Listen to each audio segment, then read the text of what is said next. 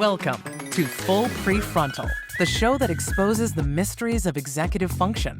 This podcast is a collection of conversations about the role of the prefrontal cortex, which impacts your focus, planning, problem-solving, emotional balance, and independence. So join us as we explore executive function and the science of learning. And now, here's your host, the founder of EXQ, Sucheta Kamath.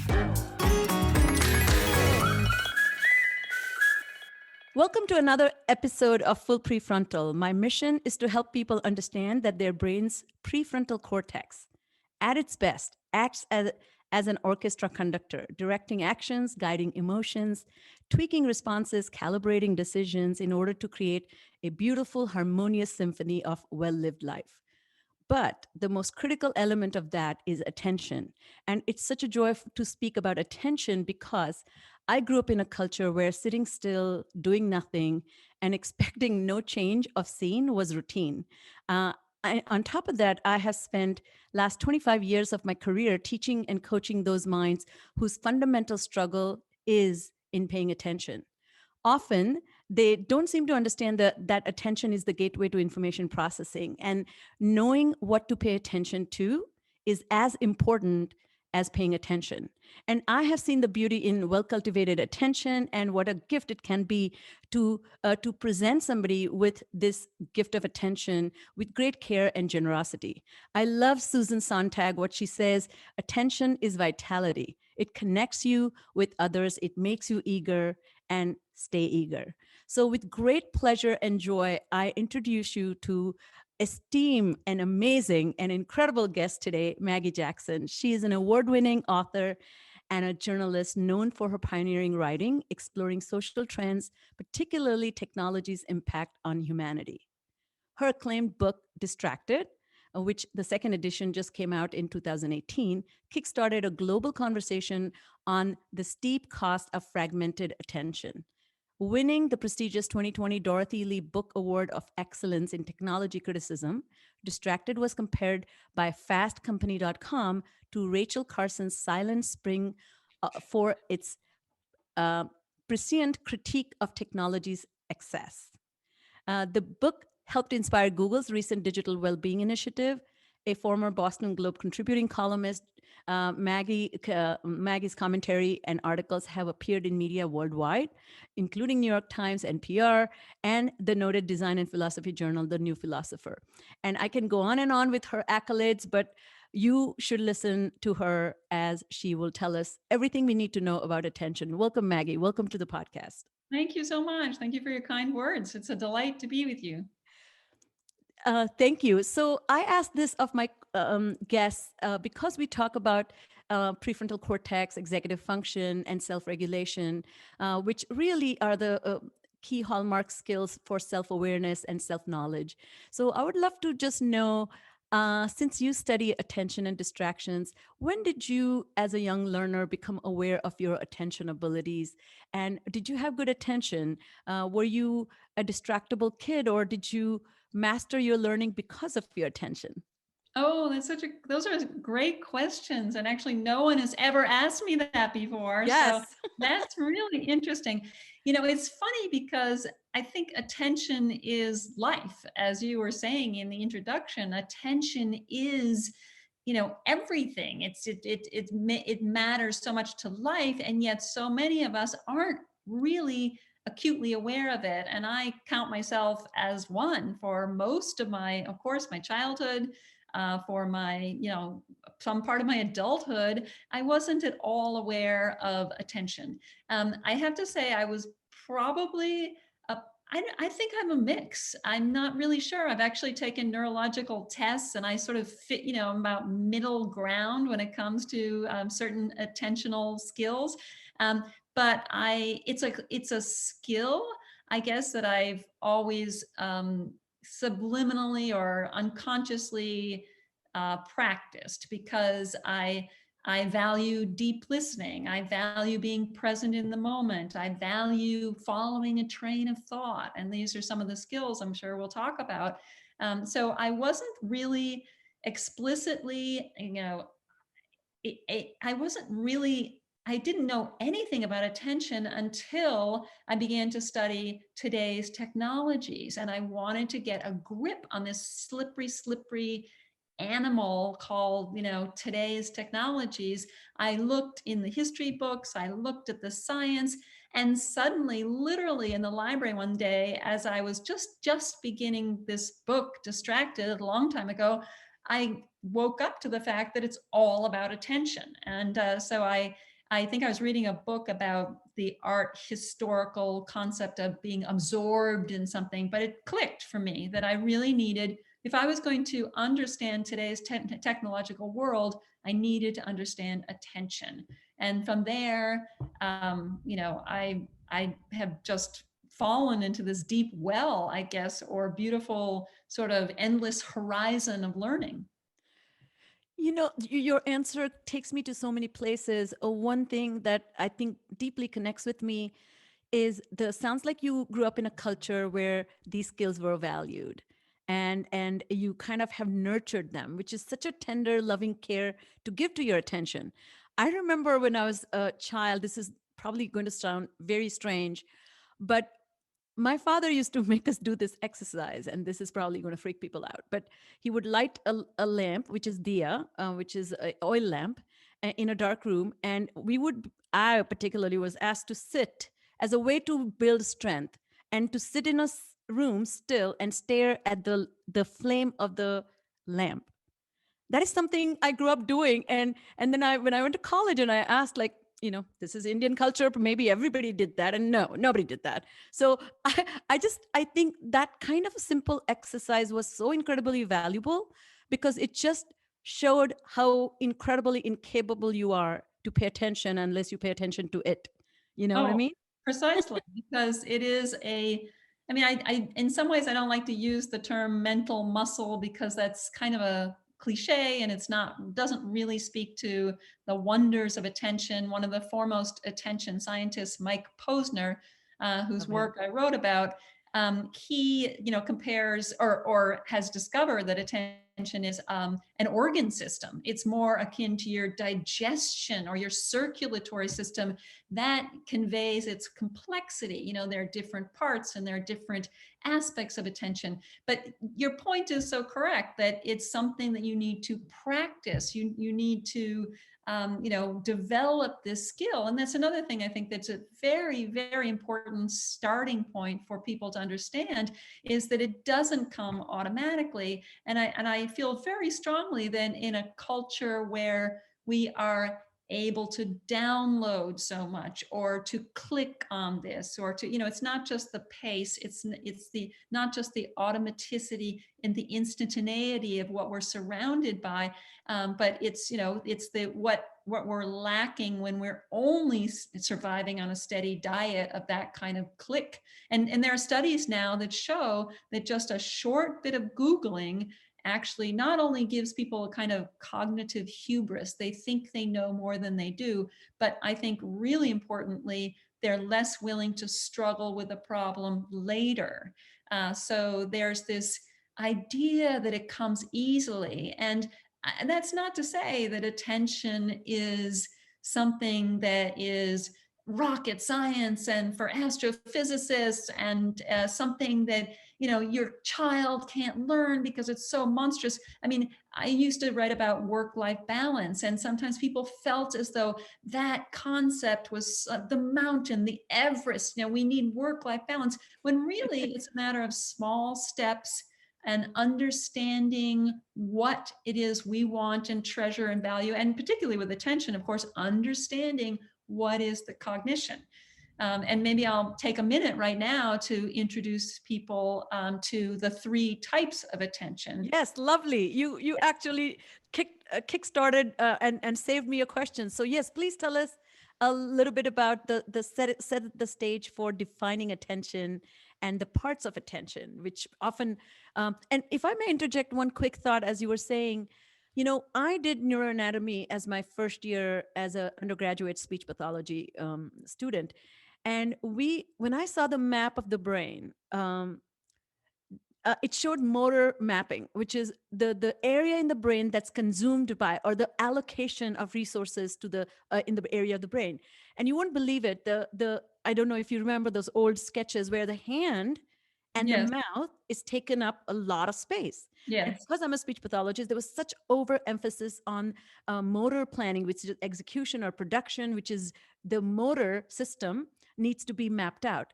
Not a single image was ever shown regarding what kind of systems brain occupies when we talk about attention, because it's all pervasive.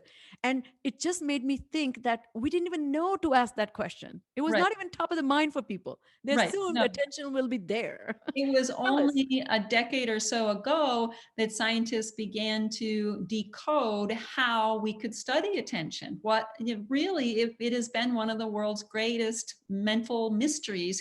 What is attention? And you're right. It's because people were thinking about the brain in modular terms. The vision is here, the language is there. That is true, but now the foremost, understanding of the brain leads us to understand about its connectionist orientation, that it is a networked, but not in the computer sense, in the sense of an organic, living, pulsing, changeable kind of entity. And I think that's really important. So that's but having said that, attention is in some ways simple to understand. And this will ring a bell, I think, for people who haven't thought about it precisely before.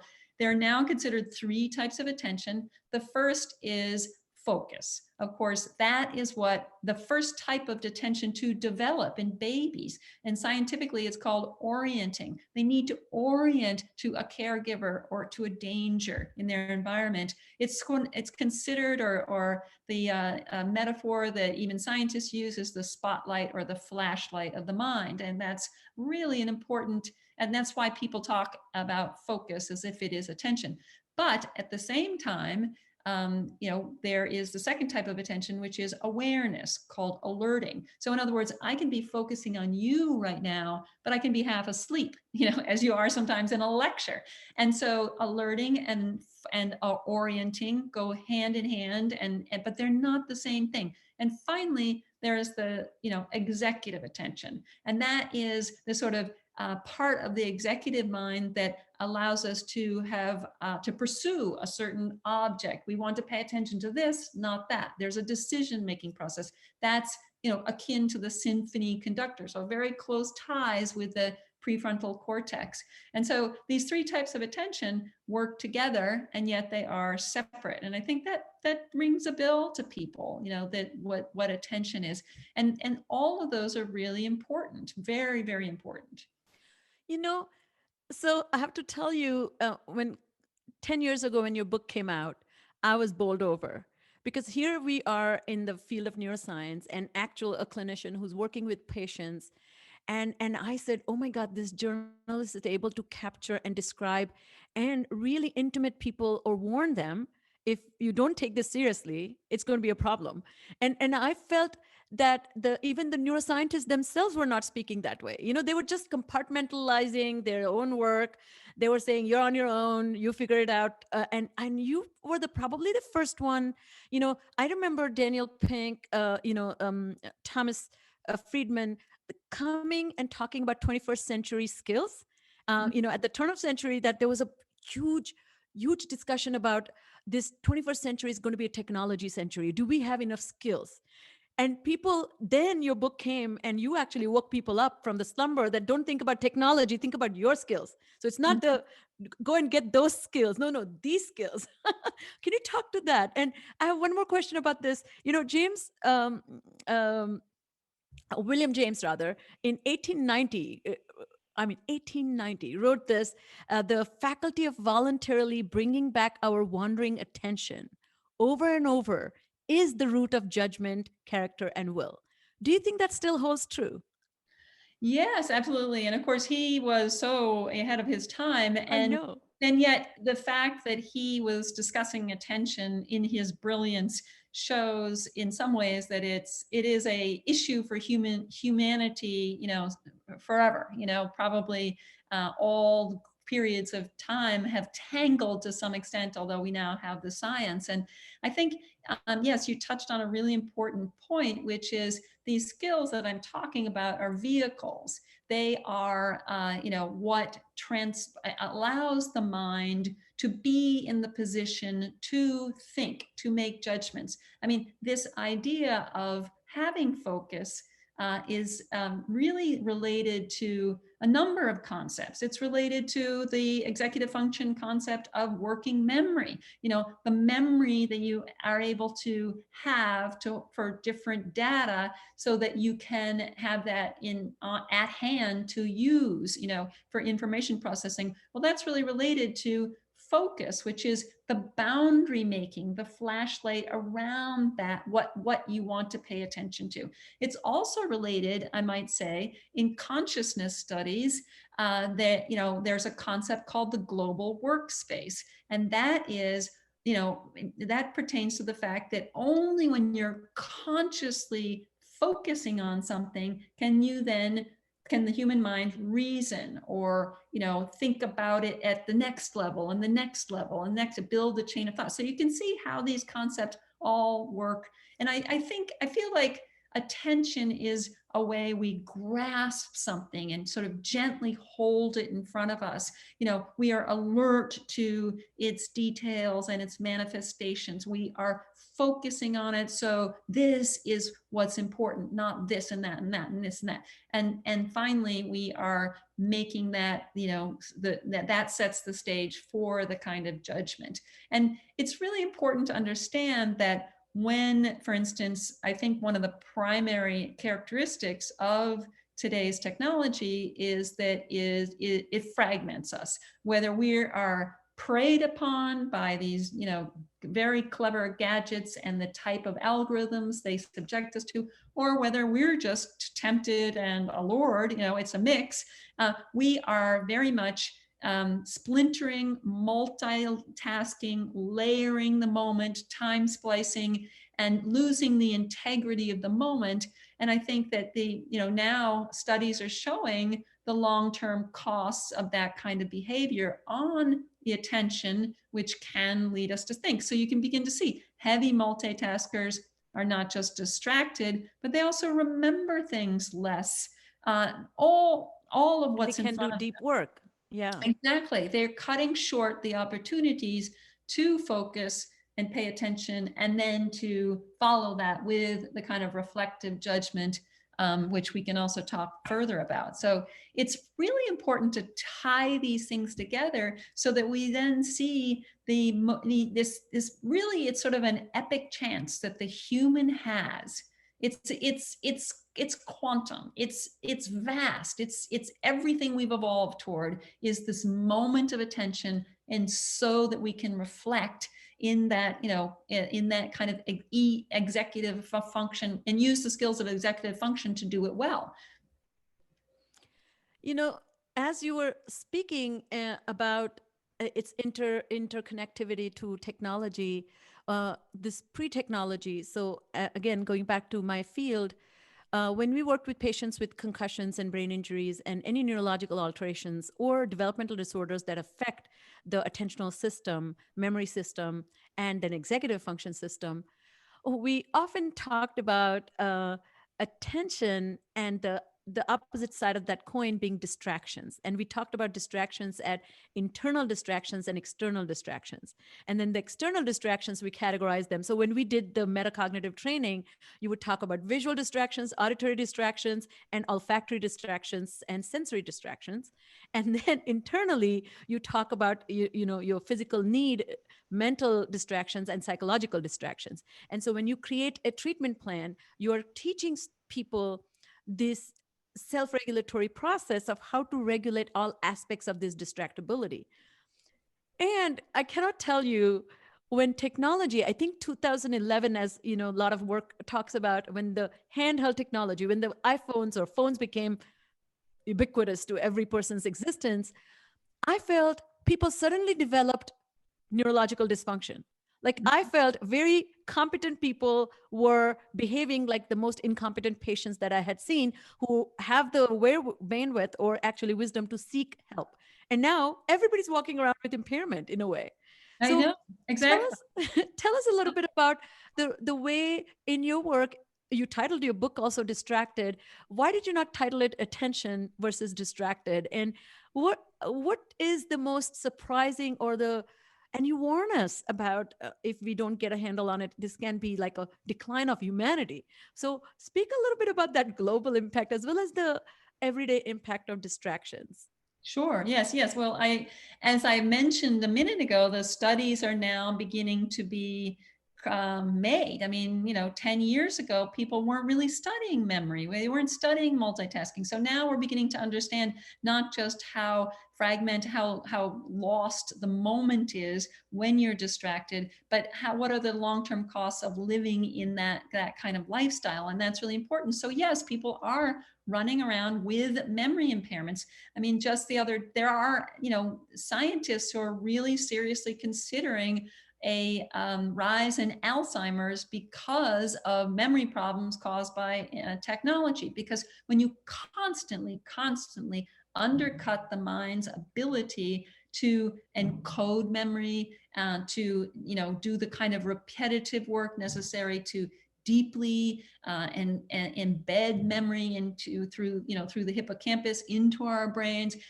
You're cutting out the ability of the mind to add to these wonderful associational networks of knowledge. They're almost like our mind and our knowledge is like a tree of life. It's constantly sending out branches and connecting, and everything is moving all the time. And so when you're constantly looking up something, you're Googling something, you're giving up the chance to go within and to traverse the networks, associations of knowledge that you have, and in doing so, strengthen them. So just for instance, this is why forgetting is considered Maggie? a friend. Hello? Maggie, sorry, I lost you for a second. Yes, it's froze for 1 second. Oh, can you say you're losing the ability to go? Yes. So Yes. go back to the tree of life part. Yes. Well, it's really important to understand that, for instance, when we're using technology, when we're offloading our memory, for instance, to technology, we're depending on it for GPS, or we're depending on to look up little facts and things like that. We're not actually, then we're losing the chance to go into what are the knowledge stores, the knowledge networks, which are kind of like, our knowledge is like a tree of life. It's basically connected, and there are associations, and it's always changing. And so my association between the words gold and ship will be different than yours. And creative people have much more ability to Vibrant. reach the vastness of their memory. So we're cutting short that strengthening of the memory networks that we can have when we just reach for the device to do it for us. And even something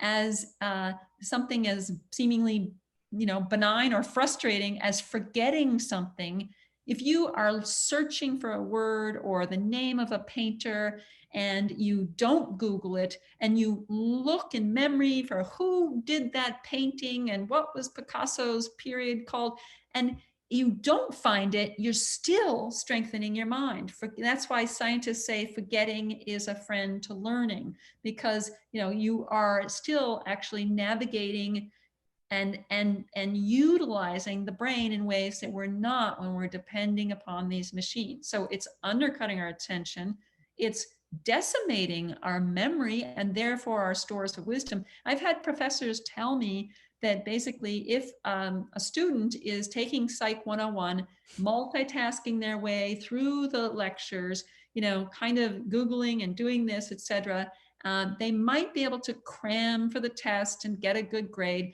But by the time they come back in the spring, the professors told me it's as if they did not take Psych 101, because the memory that they have is so ephemeral and so elusive that, and you can think of a surgeon perhaps who's in medical school who's doing that same thing, multitasking their way through the lesson. Well, they come to a problem, the patient is bleeding in the operating room, they might be able to then do something, take the most common solution, but they also won't be able to reach in, make new connections in their knowledge, because their knowledge stores are sort of depleted, and they won't be able to be inventive in the operating. So we're losing wisdom and we're losing invention as a result of this downloadable society.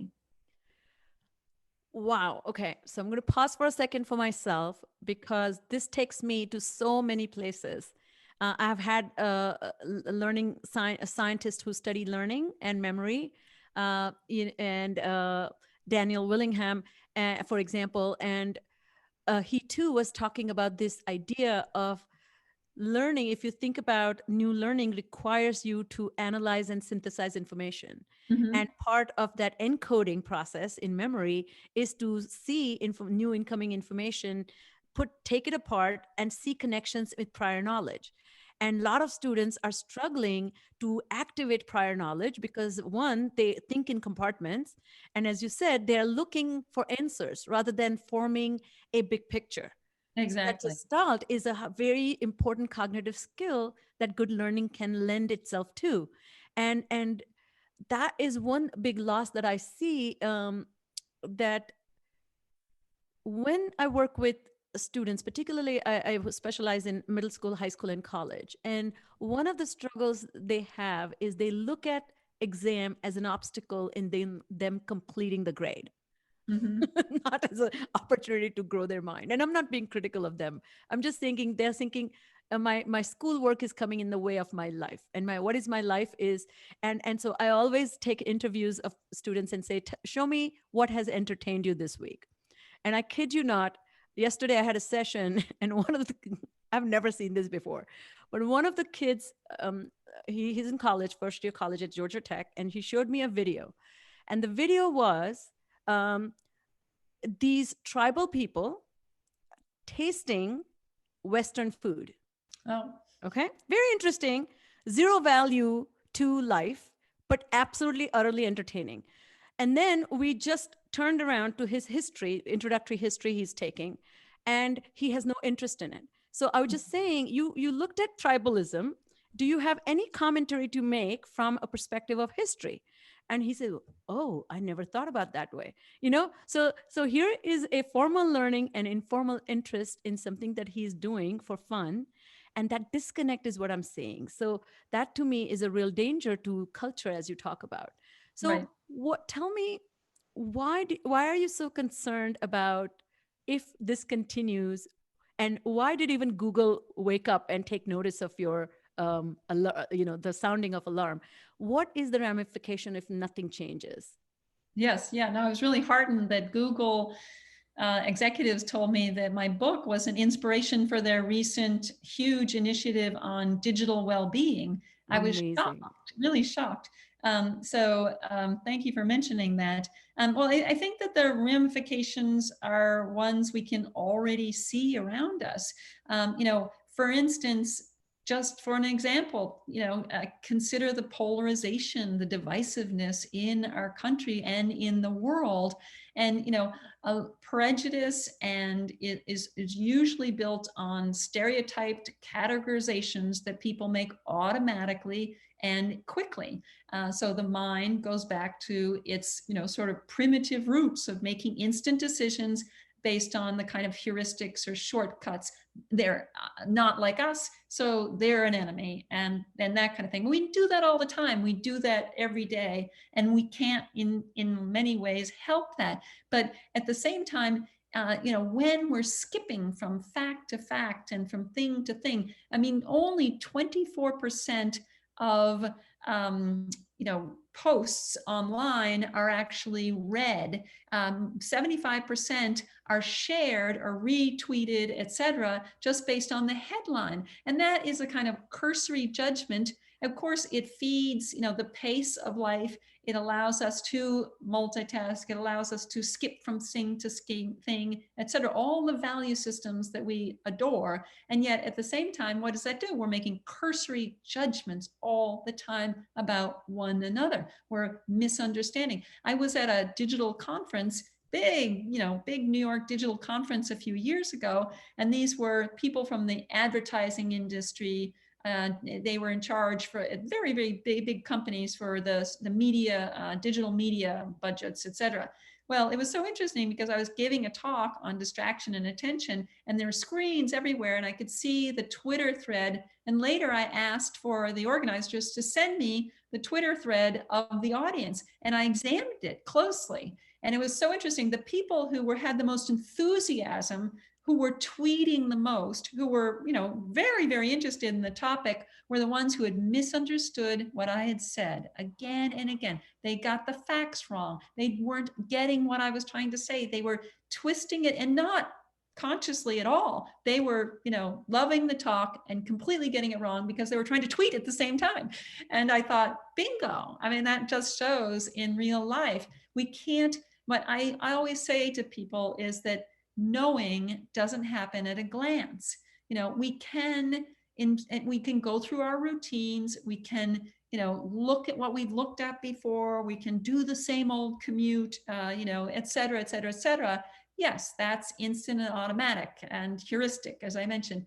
But knowledge, wisdom, all of what makes for humanity's greatest achievements cannot happen at a glance. And that is what we're doing when we're, sort of undercutting our attention in these ways, is assuming that wisdom is instantaneous. And so the repercussions are enormous for tribalism or polarization, for the problems of climate change are messy, interconnected, difficult.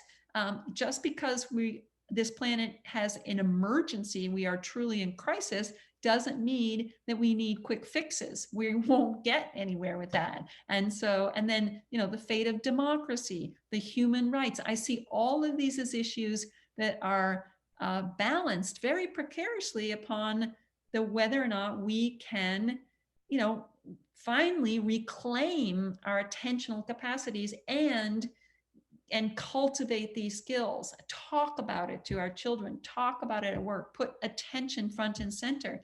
It's our very survival that's at stake as humans. And of course, as you mentioned a minute ago, it's very much who we are as humans. So that's what I've devoted the last 20 years to, trying to understand what makes us human, vis-a-vis the robot. And this is, incredibly increasingly important, that, what the human can do versus the robot or the algorithm, et cetera. And, it's what we need to focus on, creating the skills that we need through attention and reflection in order to understand what kind of robot we want, and what are our strengths, what are its strengths, and then and retain, our flexible, constantly calibrated control of our technology. So you just summed up your beautiful quote, which is, we are on the verge of losing our capacity as a society for deep, sustained focus. In short, we are slipping towards a new dark age. And I hope we wake up, and somebody, or this book and talks like yours, wake people up to the reality that the reflection is essential element of being a, our shifting from our lizard brain to wizard brain is through reflection. So it is actually, we propelled our prefrontal system to, grow and develop. And that's why we have culture, and we have this incredible capacity for compassion. And then we are regressing with slight interception of technology. So tell me, the last piece that I want to talk about is the role of creativity.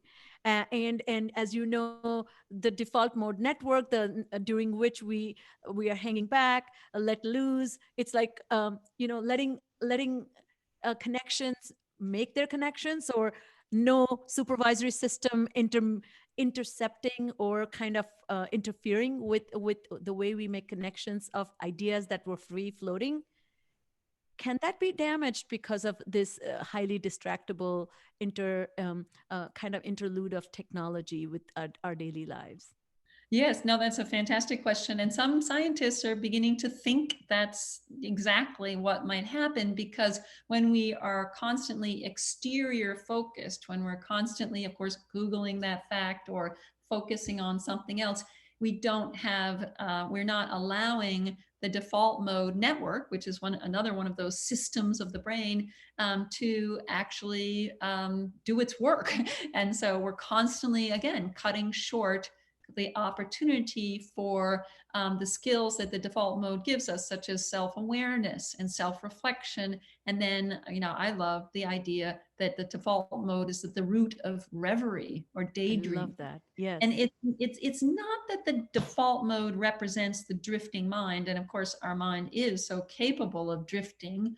But at the same time, the default mode is at the core of the sort of associational streams of thought that aren't as tightly controlled, tightly goal oriented. So the executive network actually has been seen in play with the default mode all the time. That was a surprise to many scientists, but that's because if you think about a daydream, which by the way are very therapeutic, consoling, and future oriented. I'm thinking about what the party will be like. I'm a little nervous about it. I'm thinking about what the meeting tomorrow with my boss.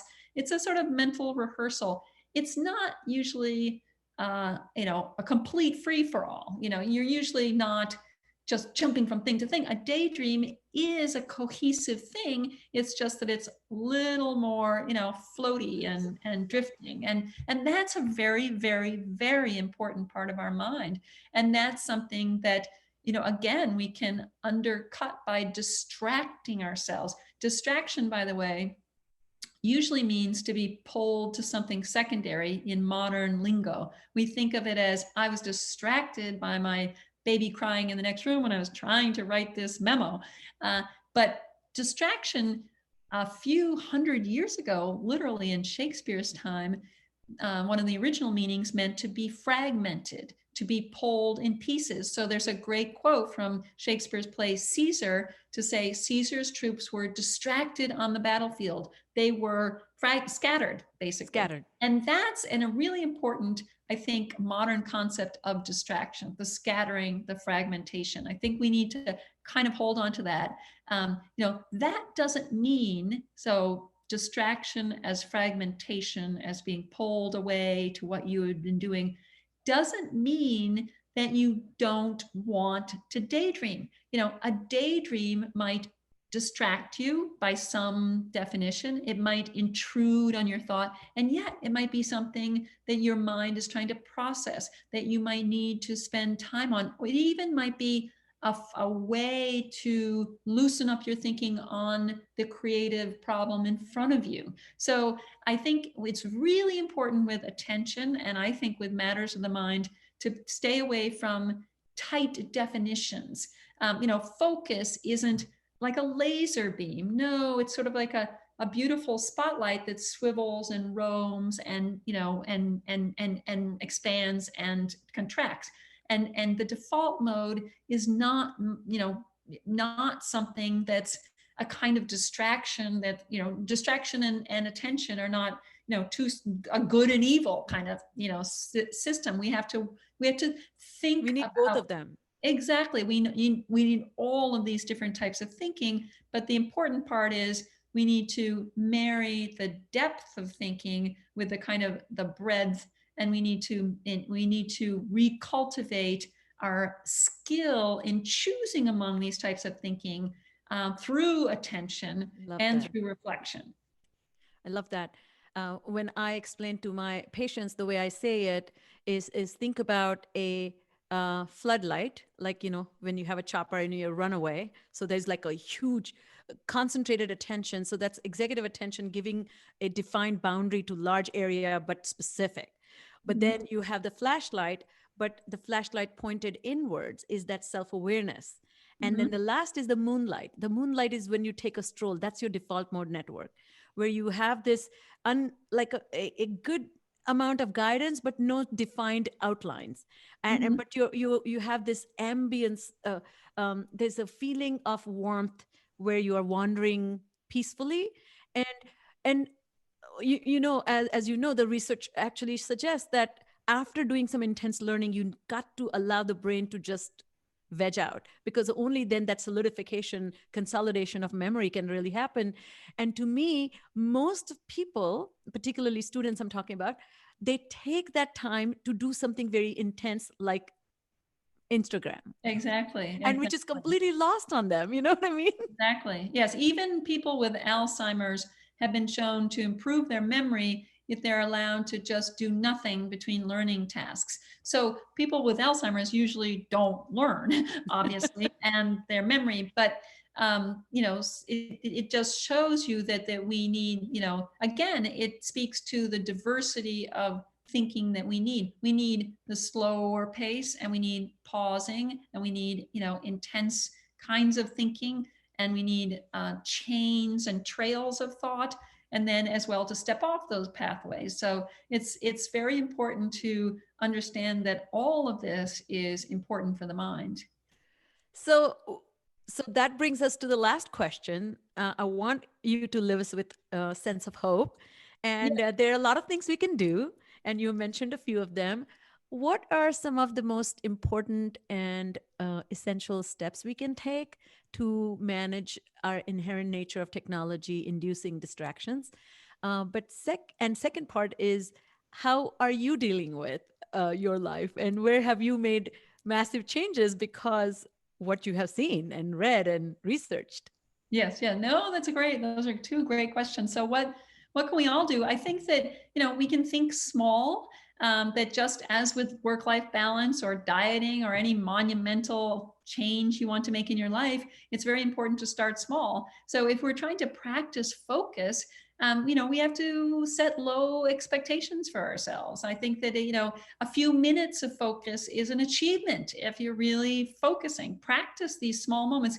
And with focus, I always say, eat dessert first. In other words, do something that you are inclined to be absorbed in, and then try to extend your focus and practice your focus. And of course, meditation is a great way to do that too. So practice these skills of a focus and attention, and then there's so much we can do. And I think that it's really important as well now, I was talking internally, but I think it's really important, of course, to curate our environment, to think about, shutting the office door or closing 16 windows on your screen, virtually or physically. We can make changes to our environment. I often set an alarm clock. If I'm trying to focus on something, but I know I have a 4:00 call for this podcast, well, then I'll set the alarm for 3:45, and then my mind is free to focus on what I had been thinking about, not is it time yet? Is it time yet? Is it time yet? So we're making it easy. I mean, I always think, does the Dalai Lama meditate in Times Square?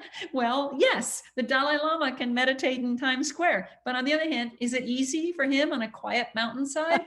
Yes. So, we're setting the stage. It's kind of like, you don't go jogging in your high heels. You put on the jogging shoes, and you create the conditions to then practice the focus. But focus and attention and thinking don't come automatically. We need to have that kind of practice.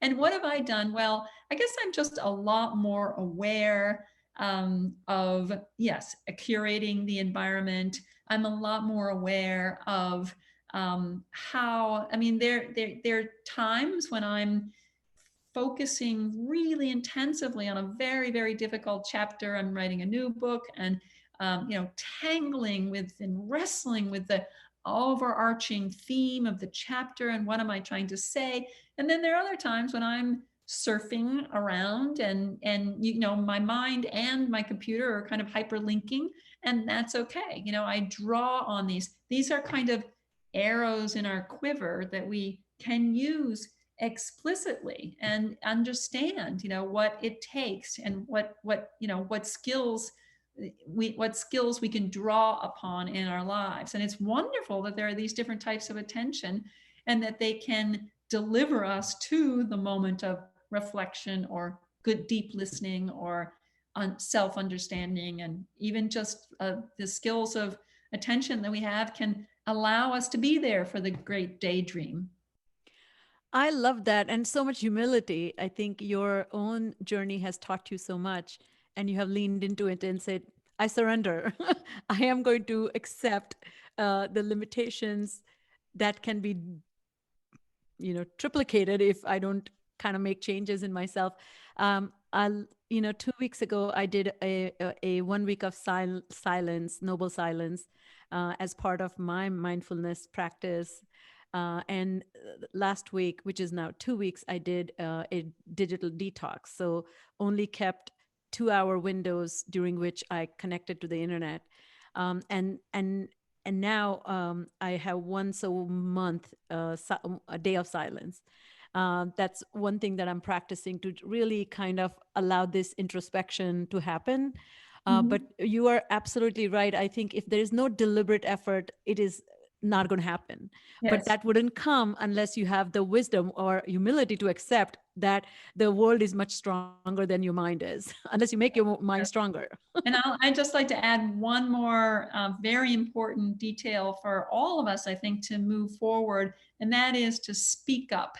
I now speak up about attention. For instance, I won't do an interview for my research with a scientist or for my journalism while someone is driving. No matter what the circumstance, they could be a Nobel Prize winning scientist. I've had to say no, and I can tell in a person's voice when they call me. It's not the sound of the telephone call; it's the way they sound. And I say, "Well, are you driving?" Or they'll say, "Well, I can set it up at this hour because I'll be driving." And I say, "I'm sorry, I have a hard and fast." I had to actually say I no love to that. my children's pediatrician once. It wasn't for an emergency, but I won't talk to someone. Not only do they sound off and not very intelligent, they're not doing their best for an interview. But secondly, and I won't talk to friends because it's not a great conversation, but also I don't want to be culpable. So I think we need to be attentional activists. Wow, I And love I, that. I actually try to gently call out situations when I think people are undercutting one, I'm not trying to be the cop, but I will say to people, well, maybe this isn't a good, or to my husband, he'll be listening to, why my newest problem with the book or something, and he's multitasking through something, and I'll say, well, this isn't a good moment. Let's wait till after dinner, till you're finished cooking. And I think that, we can be able to tinker. Again, like work like that, tinker. We don't have to go the mile all the time. Tinker and work with each other, but speak up for attention. Let's be activists for attention because it is so important and we'll all benefit. Well, I am going to take this to heart. One thing you just pointed out, I have not been an activist. I have been an advocate, a lukewarm advocate. I'm a fierce therapist, but I've not gone into the social realm on calling people out. But I will tell you, I have done that with my husband and my children. That I'll be saying, and they look up. I just stop, and they say, "No, you can continue." And I said, I always say, "No, sounds like you have something important to address. I can wait." And that has done the put, no, no, no, speak up. Tell me what you're thinking. So, Maggie, as we end our conversation, would you mind sharing one or two of your favorite books that you think our listeners will find valuable in their journey to make themselves better? Sure. Well, it's interesting. The first thing that comes to mind, although I mostly read nonfiction and I mostly read for my work, is the novel Pride and Prejudice by Jane Austen. And, while Really? some might say that's so passe or that is so, long ago, today we're just finding again and again and again, what an incredible forward thinker Jane Austen was, politically, feminist, etc. Her elevation of comedy, her the way she speaks to the modern day. But what I love about that book particularly is because it shows so clearly how blind we are to others' perspectives. And by that we can say how blind we are to other ideas of the world or other perspectives just on the moment. And so, it's really a story about two people who woefully misunderstood one another. But that's the human condition. And I think that has so many different lessons for attention and reflection and for thinking and for Oh, I humanity's love mind. that. You know, it's so funny you said that. 2 weeks ago, before my silent retreat began, I watched Jane Austen's that same movie, a movie by Keira Knightley. And the reason watched that, because there's a neuroscientist from Stanford who studies gossip. And he said Oh, one of the most important piece of literature and a movie you should watch and read and study is Jane Austen, because she understood how people fail to theorize the minds of others. And here you are mentioning that. That's so cool. well, the other book I would come to mind, and I mean, these are a little bit random in some ways, but I guess they, indicate something of either long-term interests of mine but a book that I've returned to again and again is a very slim volume called the Rosetta Stone. It's a nonfiction book. It's part of a series about the ancient world. I think the series is edited by Mary Beard. The book is by a professor at University of Cambridge called John Ray, who's an Egyptology specialist. But this book, again, shows multiple different perspectives. It's talking about how languages are born, the great cultural competition between different nations for who would preserve or steal others' cultures. It talked about all the different cultures in Egypt at the time of the creation of the Rosetta Stone, which was basically like a public announcement of a pharaoh's wishes, and how different cultures lived side by side in that age. So this book tells so many different stories, and so beautifully. I've read it 4 or 5 times, and I recommend it to everyone.